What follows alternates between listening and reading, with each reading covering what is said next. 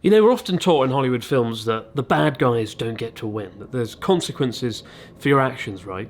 But the older you get, the more you realise that simply isn't the case. I've been lucky to do this 12 years now, and in that time I've witnessed YouTube empires rise and fall. Hell, I've witnessed my stomach and waistline rise and fall, subsequently rise again, unfortunately. And amidst those 12 years, I can pinpoint the worst moment of my whole career without hesitation, the absolute low point of it all.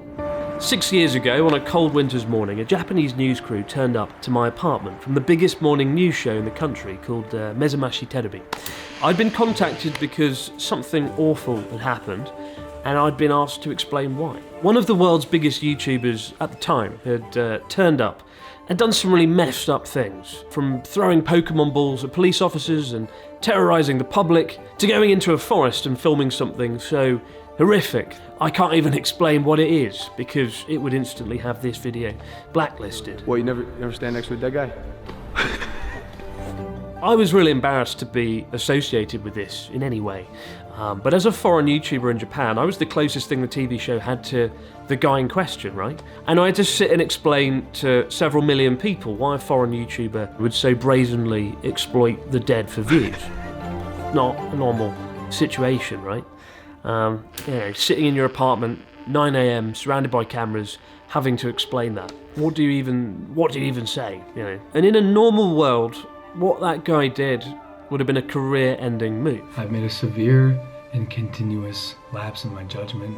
If not that, then perhaps another video he posted just weeks later, tasering dead animals and attempting to give CPR to a koi carp that he pulled out of the water. Lapse in my judgment. And in the years since, the headlines surrounding this guy have continued to spell bad news. There's not been much in the way of a redemption arc. Severe lapse in my judgment.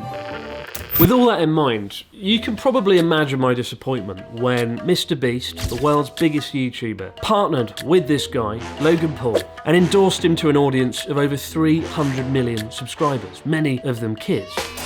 Now it's an exciting month for Mr. Beast, particularly with the impending launch of the somewhat controversial Amazon TV show, in which he allegedly spent $14 million constructing what appears to be a rainbow-coloured prison camp.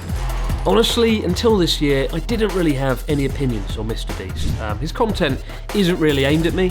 Still, you look at the 300 million subscribers, the 200 million views per video, and it's hard to deny that that is an impressive achievement. And you have to wonder what drives someone to want all that. You know, where does that motivation come from? We're told that it comes from a desire to make the world a better place. It's about inspiring kids and highly publicised charity work. And even a cold-hearted cynic like me wants to think that the person at the top has a noble ambition, you know, that they're guided by something more than just a masked ambition for money, views, power. Maybe he really is a force for good. Oh wait, he just wanted to sell snack boxes to children. I like my cheese drippy, bro. Snack boxes that quickly appeared in photos shared online to have practically turned mould into a flavour profile. Yummy yum yum, shut up and give it to your kids. It's got an electrolyte in it. He partnered with a guy who not only did all the awful shit that I just listed off, but who recently turned one of the most important moments of his life, his wife's pregnancy, into one big billboard for the aforementioned snack box. At first it was very strange. Like, how could Mr. Beast, a guy who is famed for being a genius, who mastered the algorithm, how could he not calculate that partnering with such a man would be anything other than a shit idea? But perhaps it shouldn't come as a surprise, as this is literally the guy who once made a video saying Logan Paul's name 100,000 times. Several months before Logan Paul himself went into a Japanese forest and gave the world 100,000 reasons to forget his name.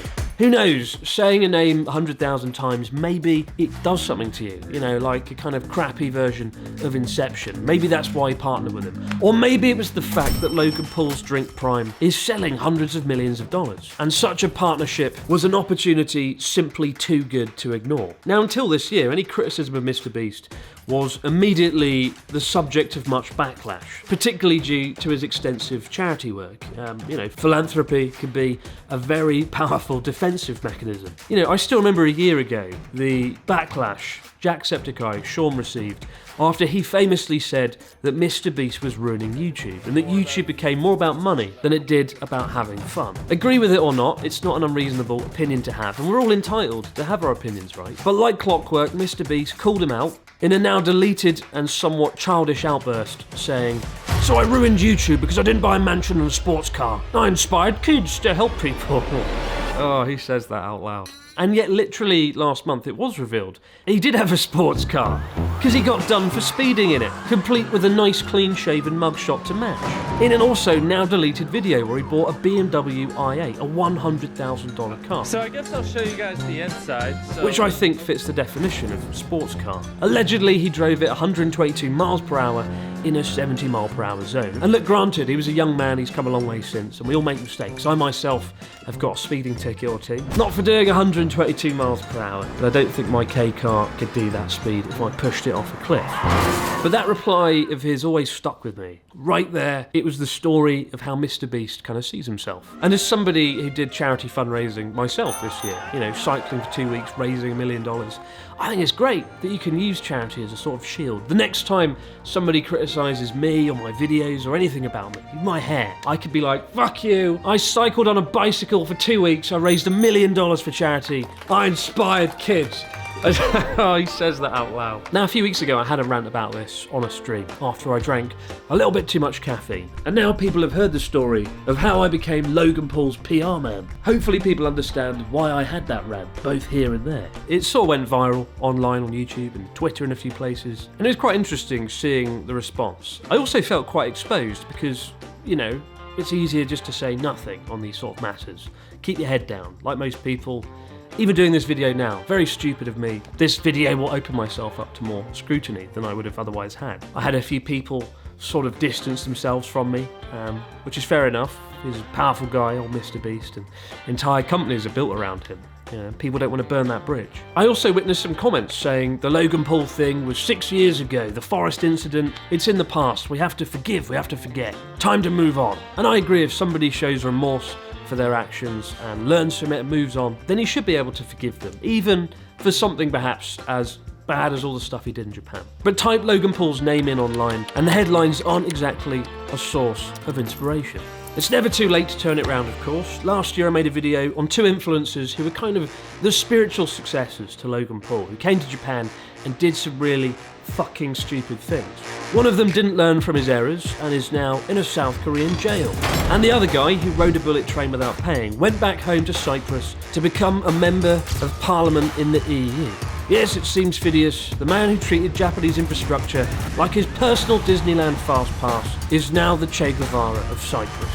But whether I like it or not, and I definitely don't, this drama crap matters, because when I run into a friend, family, viewer, the first question they always ask is, oh, what do you think about that drama on YouTube? What do you think about MrBeast's mouldy lunch? I like my cheese drippy, bro. What do you think about Hawk Tour coin? Give him that hawk! What did you think of Logan Paul's brother fighting a crippled pensioner and acting like it was somehow a victory for the ages?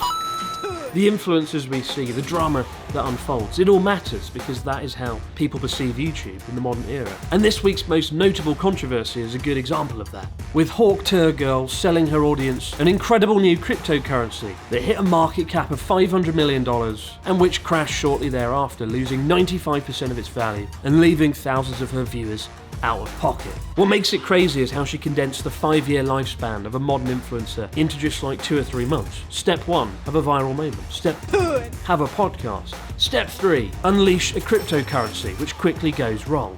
And you know, it can be easy to mock the people that bought the coins from this cryptocurrency, right? It shouldn't take a Harvard scholar to work out this isn't somebody who should be masterminding a fucking currency. But the really sad thing is her viewership trusted her. And whatever you think of those viewers, it's kind of sad, really. Now, when my initial rant got picked up on stream a few weeks ago, it was sort of misconstrued. People thought my argument was making money is bad, or making money is bad as an influencer. which simply isn't the case. And if it was the argument I was making, it would be very hypocritical as somebody who's done sponsored segments myself. If I hadn't said yes to a few sponsors, I couldn't have built this epic studio. I couldn't have hired a team to create Japan's largest travel series, Journey Across Japan. We had 63 episodes, and only one of them had a sponsor segment in. Very proud of that. And I couldn't have spent 6 weeks in autumn producing a documentary about a Japanese town that tragically got completely destroyed in an earthquake. Please watch the documentary if you see it come up next week on YouTube.